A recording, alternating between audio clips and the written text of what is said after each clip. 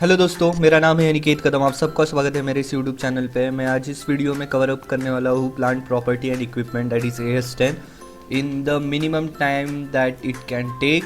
तो चलो शुरू करते हैं। सबसे पहले आपको दिमाग में ध्यान रखना पड़ेगा कि AS10 इज़ AS6 और AS10 का combination, that is AS6 depreciation accounting old और AS10 accounting for fix asset. ये दोनों कंबाइन होके अब हो चुके हैं AS10 that is plant property. AS10 हम क्यों सीख रहे हैं? सबसे पहले recognition of asset, second determination of carrying amount. Carrying amount क्या होता है वो हम देखेंगे। Computation of depreciation, recognition of impairment loss. Impairment loss क्या होता है ये भी हम आगे देखेंगे। एप्लीकेबिलिटी, AS10 किसे किसे एप्लीकेबल होगा? AS10 ऑल टेंजिबल एसेट को एप्लीकेबल होगा। टेंजिबल एसेट, एक्सेप्शन, दो एक्सेप्शन रहेंगे, दैट इज बायोलॉजिकल एसेट को एप्लीकेबल नहीं रहेगा और वेस्टिंग एसेट को एप्लीकेबल नहीं रहेगा। I will repeat it once again, biological asset को एप्लीकेबल नहीं रहेगा और वेस्टिंग एसेट को एप्लीकेबल नहीं रहेगा।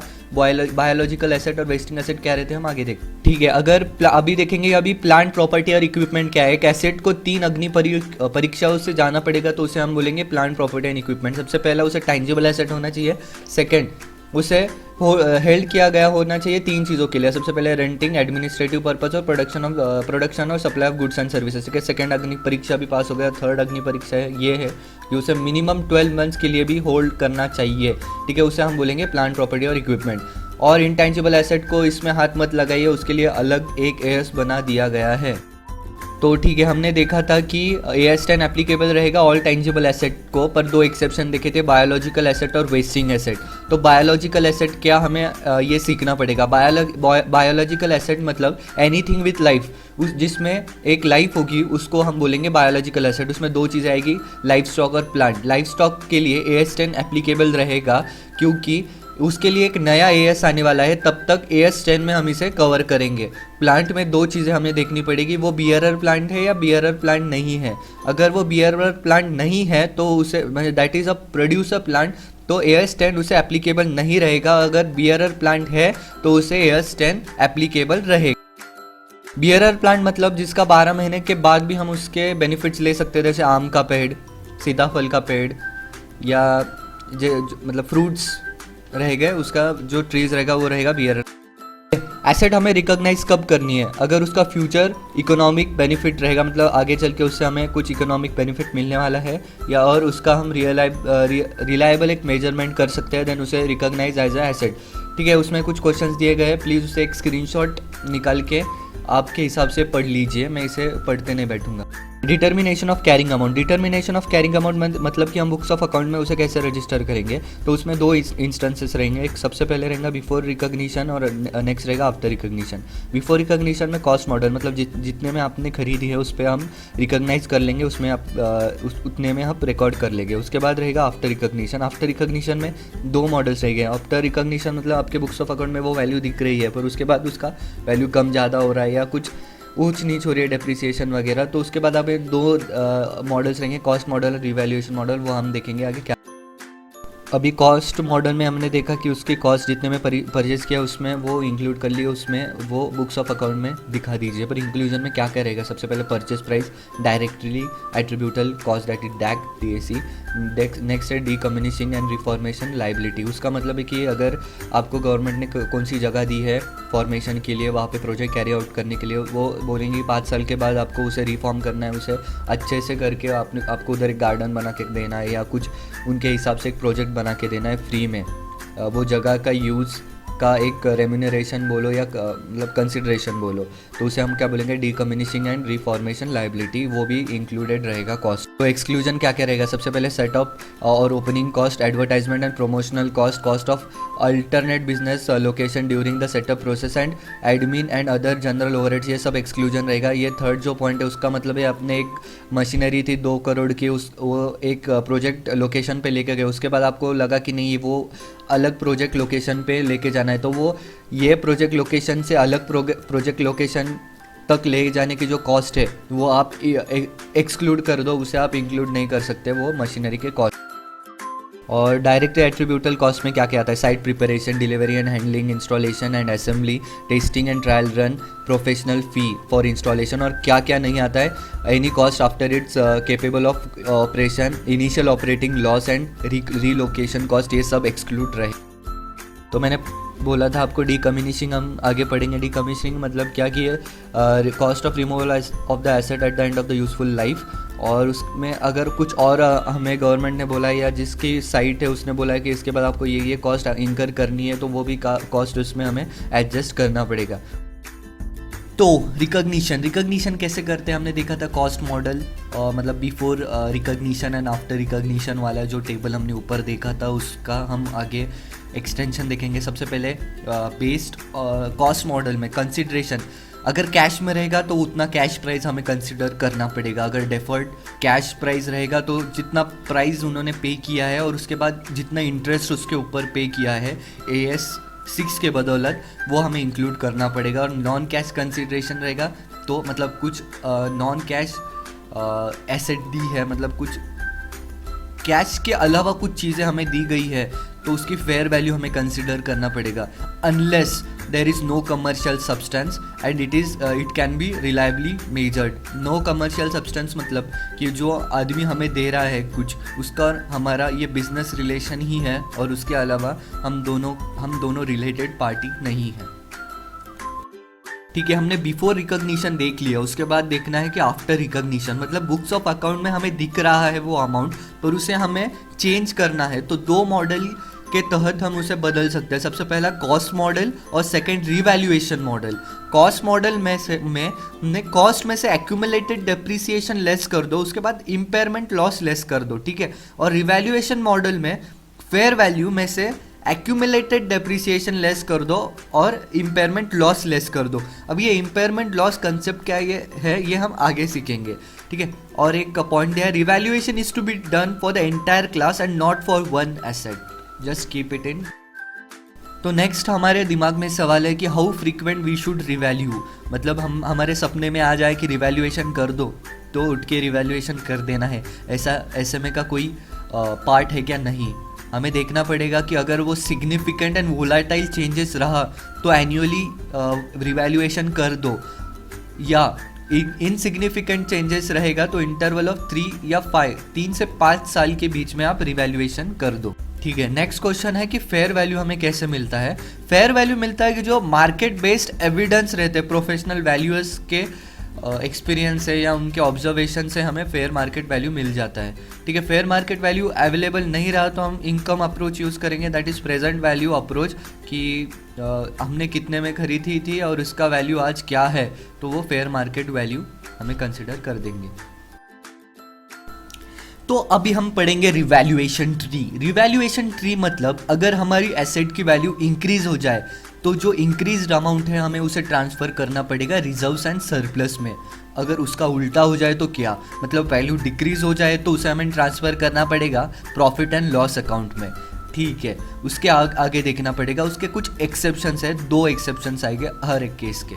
ठीक है, अगर पहले वैल्यू इंक्रीज हो गई थी, मतलब एसेट की वैल्यू बढ़ गई थी पर आज कम हो गई है वापस से, तो तब क्या करना पड़ेगा, पहला जो इंक्रीज है उसे आज के डिक्रीज से एडजस्ट कर दो, उसके बाद उसे रिस्पेक्टिव अकाउंट में ट्रांसफ़र कर दो।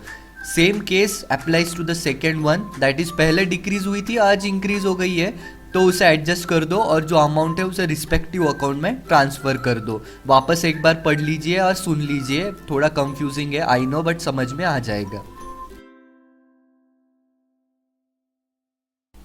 ठीक है, डेप्रिसिएशन के बारे में पढ़ेंगे। डेप्रिसिएशन ईच कंपोनेंट के लिए अलग से डेप्रिसिएशन कैलकुलेट करो अगर वो एक सिग्निफिकेंट पार्ट रहेगा टोटल कॉस्ट में, पर ग्रुपिंग पॉसिबल हो सकता है अगर उसकी लाइफ सेम है या डेप्रिसिएशन मेथड सबका सेम रहेगा तो उसके बाद है मेथड्स ऑफ डेप्रिसिएशन जो हम 11th स्टैंडर्ड से पढ़ते आ रहे हैं। Straight line method, diminishing balance method, reduction of units method.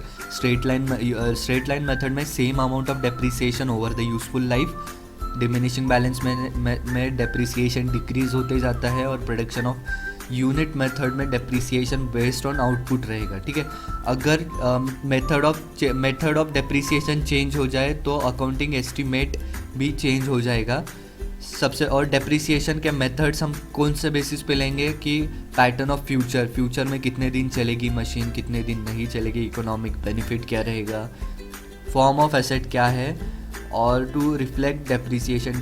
Depreciation कैसे कैसे हमें बताना है, उसके हिसाब से हमें डेप्रिसिएशन मेथड चूज़ करना पड़ेगा। डेप्रिसिएशन की जो मेथड है वो कंसिस्टेंट रहनी चाहिए। कब मतलब आज मैंने एक डेप्रिसिएशन की मेथड अडॉप्ट कर ली, that is straight line method, उसे मैंने कंसिस्टेंटली फॉलो करना चाहिए। पर 2 केसेस है जिसमें हमें चेंज कर सकता हूँ। सबसे पहले change in the pattern of consumption, मेरा कंजम्पशन पैटर्न ही चेंज हो चुका है, या second comply with the statue that is law ने बोला है अनिकेत चेंज कर दो, तो मुझे चेंज कर देना चाहिए। ठीक है।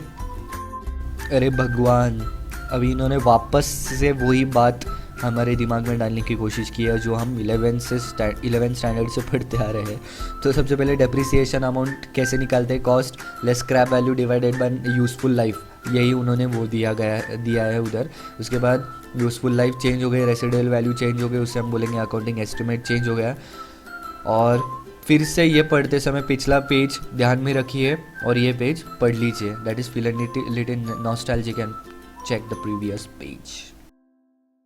एक सिग्निफिकेंट चेंज है, आपको ध्यान में रखना पड़ेगा। Commencement of period of charging depreciation, जो हम पहले पढ़ते थे AS 10, उसमें डेप्रिसिएशन चार्ज करना पड़ता था that is ready to use से, पर अभी कब चार्ज करना है, अवेलेबल टू फॉर यूज़ से। अगर हमने उस पर सोचा फर्स्ट इंस्टेंस पे तो हमें वो दोनों सेम ही दिखेंगे, पर हमने उससे डीपली एनालाइज किया तो सोचा, तो मैं एक एग्जांपल मेरे दिमाग में आया, तो मैं आपको एक एग्जांपल के थ्रू समझाता हूँ कि मैंने एक बाइक खरीदी, वो शोरूम में ही है अभी तक, वो रेडी टू यूज़ है, ठीक है, पर अवेलेबल टू यूज़ नहीं है, तो मैं उस पर डेप्रिसिएशन चार्ज नहीं कर सकता।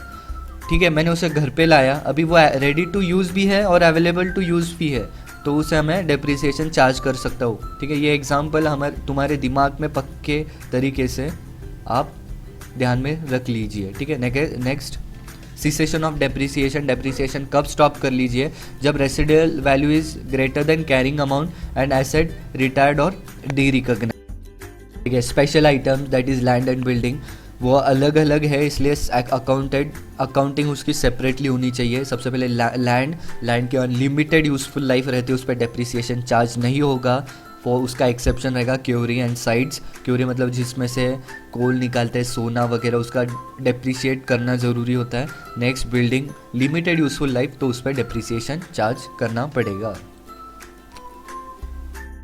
ठीक है, उसके बाद है रिकॉग्निशन ऑफ इम्पेयरमेंट लॉस। मैंने पहले बोला था, अब हम इम्पेयरमेंट लॉस की कंसेप्ट आगे सीखेंगे।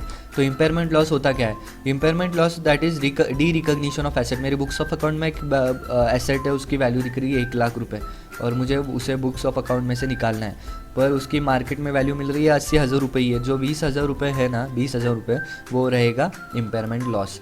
ठीक है, retirement of asset, retirement of asset हम कैसे करेंगे, PP is not in active use में नहीं है, और उसे हम डिस्पोजल के लिए हेल्ड कर चुके हैं, डिस्पोजल के लिए उसे हम कंपनी से निकाल चुके हैं, तो उसे हम बोलेंगे रिटायरमेंट ऑफ एसेट। ठीक है, वैल्यू हम कैसे करेंगे, उसे कैरिंग अमाउंट और net realisable value whichever is less.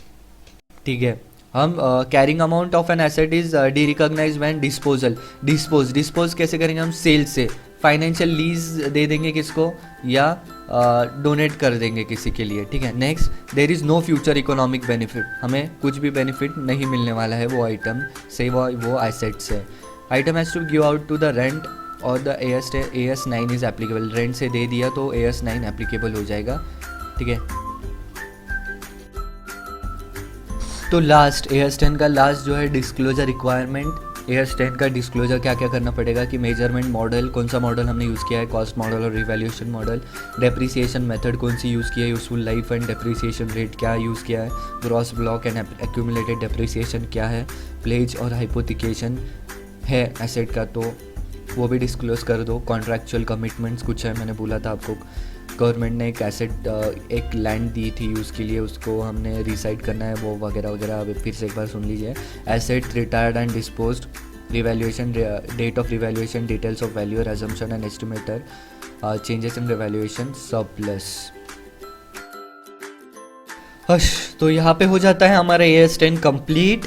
तो मैंने पूरा का पूरा AS 10 कंप्लीट करने की कोशिश की है, अगर कुछ छूट जाए तो ज़रूर माफ़ कर देना। ये एक रिविजनरी वीडियो है, तो आपके फ्रेंड्स के साथ ज़रूर शेयर कर दीजिए जो उनका बेनिफिट हो जाए एग्ज़ाम्स में। So thank you for watching the videos, do share with your friends, like the video and comment अगर कुछ कमी आपको नज़र आई या कुछ गलत हूँ मैं भी एक इंसान हूँ, कुछ गलती हो सकती है वीडियो में, तो do comment and tell me what I have mistaken in the video. Thank you so much. Keep smiling, work hard, and best of luck for your exams.